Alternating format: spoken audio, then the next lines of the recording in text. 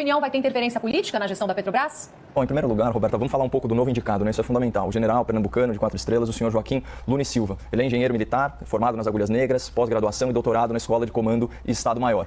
Esse general, ele vem ocupando aí posições de chefia em Brasília desde 2004, foi ministro da Defesa na administração anterior e nesse governo ele foi nomeado diretor-geral de Itaipu Nacional, que é líder mundial em produção de energia limpa, responsável por cerca de 15% do mercado brasileiro, né? Então, a sua gestão é marcada por austeridade e também por otimização de recursos, né? Então, vamos ao que os políticos dizem sobre ele. Começando aqui pelo senhor Aldo Rebelo, que é ex-presidente da Câmara, ex-ministro, filiado ao Partido Comunista do Brasil até 2017, que escolheu pessoalmente o general Lune Silva para ocupar a Secretaria-Geral da Defesa, né? Elogiando o general naquele dialeto da esquerda. Ele disse o seguinte: é o mais civil dos militares, né? Quando o Ministério da Defesa ficou vacante, isso foi em 2008, as 3 armas, portanto, Exército, Marinha e Aeronáutica, se mobilizaram para que o presidente da República nomeasse o general como ministro, o que foi feito. E segundo a apuração de uma publicação do Grupo Globo, né, Lune Silva deixou, ao longo do tempo que passou na Defesa, a impressão de um gestor que conhece de orçamento e gestão no setor público, né? O seu antecessor, o Raul Jungmann, à época afiliado ao PPS, afirmou o seguinte: é um administrador duro, focado na redução de custos e honesto. Isso é muito importante, honesto. Vamos lembrar, né, que segundo a última pesquisa de opinião do Datafolha sobre a confiança do povo nas instituições, as Forças Armadas apareciam isoladas em primeiro lugar, com 42%.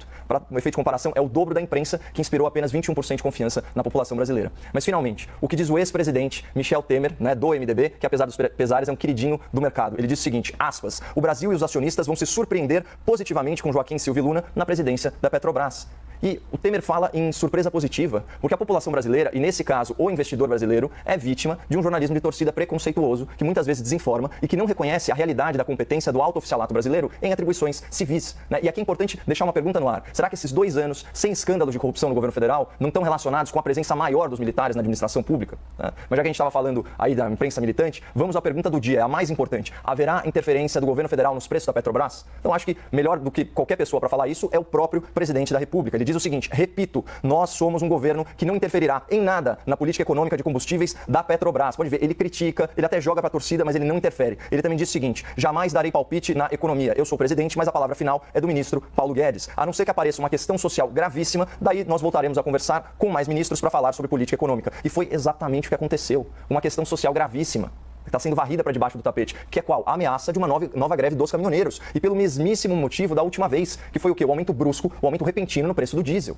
E aqui é importante a gente entender a dimensão desse problema. Então, eu vou trazer aqui para o espectador uma manchete do Estadão, tá? De 15 de outubro de 2018, aspas, greve dos caminhoneiros tirou 1,2% do PIB de 2018. Né? Então, segundo os dados apurados aí pelo antigo Ministério da Fazenda, aqueles 11 dias de paralisação dos caminhoneiros geraram nada menos que 78 bilhões 966 milhões de reais em perdas diretas e indiretas à economia nacional. Gente, isso é equivalente aí a 2 anos e alguns meses do Bolsa Família. Né? Portanto, com base nesses números oficiais de 2018, a gente pode inferir que cada dia de paralisação dos caminhoneiros representaria mais de 7 bilhões de reais por dia de prejuízo, especialmente para quem? Para o agronegócio, que é o responsável maior pelo superávit de mais de 50 bilhões de dólares na nossa balança comercial em 2020. Mas diante aí desse cenário de ebulição social, o que declarou o presidente da Petrobras, o senhor Roberto Castelo Branco, diga-se de passagem, excelente gestor, mas que infelizmente não demonstrou a devida empatia pelo trabalhador brasileiro nas rodovias. Ele disse que a insatisfação dos caminhoneiros é, aspas, um problema que não é da Petrobras. Acontece que a diretoria da Petrobras é um problema do Brasil, porque pro bem ou pro mal, essa ainda é uma empresa de controle estatal, de propriedade da sociedade brasileira. Vocês fazem ideia quanto recebe de remuneração esse senhor aí em home office desde março do ano passado, como gosta de frisar o presidente da República, e que tratou tão desdenhosamente do problema dos caminhoneiros que enfrentam sim a pandemia de peito aberto? Ó, manchete aqui do jornal O Globo, setembro de 2020. Petrobras eleva a previsão de pagamentos a diretores. Com salários e bônus, cada um pode ganhar até 400 mil reais por mês. Né? Então a matéria continua. Considerando que a Petrobras tem 9 diretores executivos, em média, cada um poderia ganhar até 4 milhões e 800 mil reais por ano. Né? Então aqui, só para estabelecer uma comparação, né, o salário do presidente da República é de 371 mil reais por ano. Ou seja, o presidente da Petrobras ganha mais em um mês de férias ou de home office do que o presidente da República em um ano inteiro de trabalho. Então, por que eu disse isso? Será que é muito exigir um pouquinho mais de tato, um pouco mais de empatia do presidente da Petrobras? Né? A minha mãe, a dona Mariângela, é mãe de 3 filhos. Quando ela queria ensinar pra gente, Roberta, a importância de compartilhar as coisas entre os irmãos, ela falava o seguinte: se vocês não são generosos por caráter, sejam por inteligência.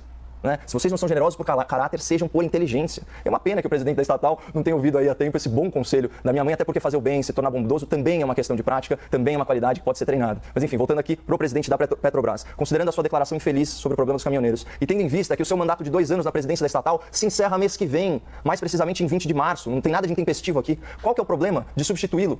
Sendo que essa é uma prerrogativa do Poder Executivo. E outra, desde quando substituir a direção da Petrobras é sinônimo de interferir nos preços?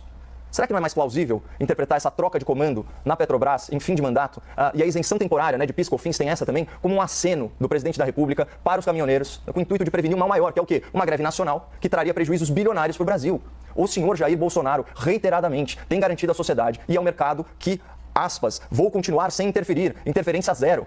Né? Então, quem defendia e quem defende interferência do governo nos preços da Petrobras são todas as lideranças da esquerda brasileira, que foram derrotadas em 2018 nas urnas. Estou falando de quem? Do Guilherme Boulos, da Marina Silva, do Ciro Gomes e principalmente do Fernando Haddad. Né? Olha aqui, o que disse a Folha de São Paulo em setembro de 2018. Haddad diz que, aspas, Temer errou ao atrelar o preço doméstico à cotação internacional dos produtos da Petrobras. Aí vem a Manuela Dávila, nossa quase vice-presidente, numa rede social e fala o seguinte, aspas, o liberalismo entreguista está quebrando o país em tempo recorde. Se faz necessária a suspensão da política de reajuste automático dos preços e o fim da entrega do pré-sal.